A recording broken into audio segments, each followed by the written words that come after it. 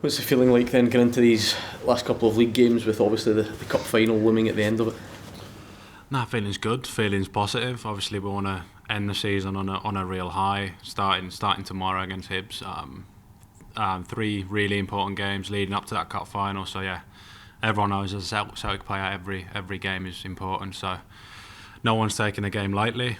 Expecting a tough game. Hibs have been doing really well. So I'm looking forward to it. Does the cup final provide all the motivation you need to keep standards up despite all the domestic stuff being wrapped up already? I suppose you could say that.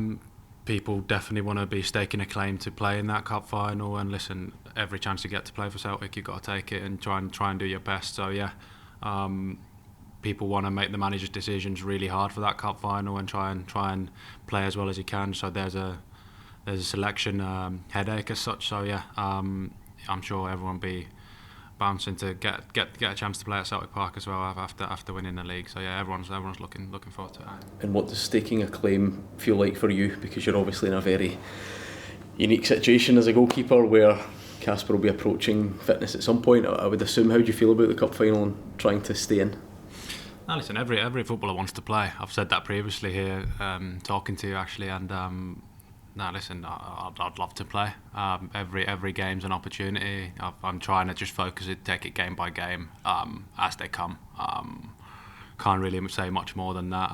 Just trying to do my best and try and prove my worth. And then if there's a decision to make, and then there is, that's not my decision. I'm just trying to do my best and play as well as I can. How much did you enjoy the game last weekend, and does that give you a feel for, because you've played a lot of games now, but a feel for the kind of big occasions at these clubs and make you want more of them? Absolutely, it's addictive in a way. You start playing games and you just want more and more and more. I'm sure every footballer's the same. I definitely am. I want to play as much as I can, and that's always been my drive. That's something that's driven me. So I enjoyed it last week, and I've enjoyed every single chance that I've had here, and hopefully there's many more to come. So yeah, I've loved it. When you look back on that game, we saw a few unsavoury moments when you see some of the objects being thrown. I think you were having to clear some away from your goal line as well. I mean, how do you reflect on that, and how dangerous can that be for you as the one being targeted? Yeah, I see some mention that there was a bottle thrown at me, but it wasn't just a bottle, by the way.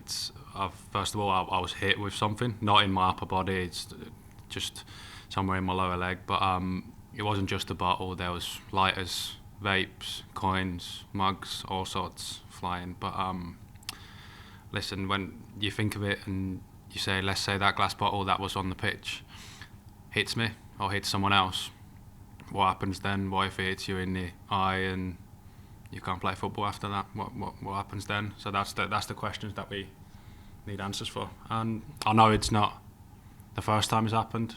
I know I was there when Arne was hit with something. Greg's been hit. Joe Hart's been hit. Staff members have been hit. So it's not the first time it's happened. So whatever action needs to be taken, it's up to them. What was it that hit you? Did you know what it was? I don't actually know. My bottle was right by their fans, and I've gone to have a drink, and obviously not facing them because I don't know what's happening, what's getting thrown at me. So I don't know. Something wasn't something big because it wasn't a big impact or anything like that. But expect them to probably be a vape or something. But listen, that's how it is. And like I said, it wasn't just the bottle, but yeah, quite a few things thrown at us. Did it affect your kind of concentration as well when you're worrying about what's going to fly over your head? And Nah, you're very much in the zone. I mean, you're probably hoping that they stop it eventually. Trying to not give them anything back, I suppose, is one of them. Doesn't really affect you.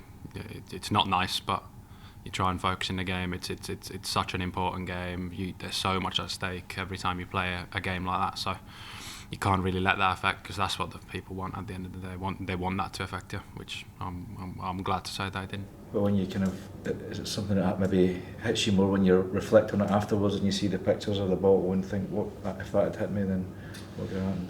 Yeah, exactly. You don't think that when you're on the pitch, but when you see the pictures of the bottle and you kind of go back in the change room and think, what if it did hit? But I'm glad it didn't, because like I said earlier, it could have been bad. And listen, it's not nice. No one wants it.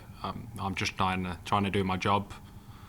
There's not many jobs in the world that you get bottles thrown at you. Yeah, it's not nice. What needs to change for you, or what needs to happen next? Are we talking partial stadium closures? Are we talking? What do you think is the thing that can deter these individuals?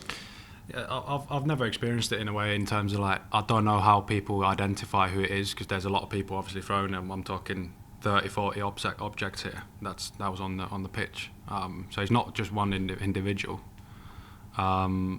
So to identify the individual is probably hard in itself. I don't know. It's up to them. I can't say what needs to be done and what should be done. It's up to the authorities and the club there.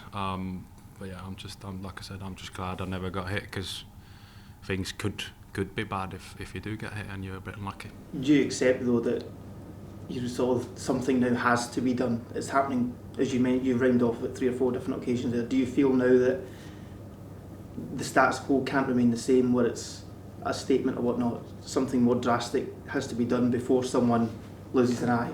No. Ends a career? No. Yeah, surely you'd think so. Like I said, like, we're just doing our job, which that doesn't happen often. Not many jobs get bottles and stuff thrown at you, so it's tough for me to say what needs to be done, but I'd like to think that something should be done, but that's not for me to say what it is. But yeah, it's not nice.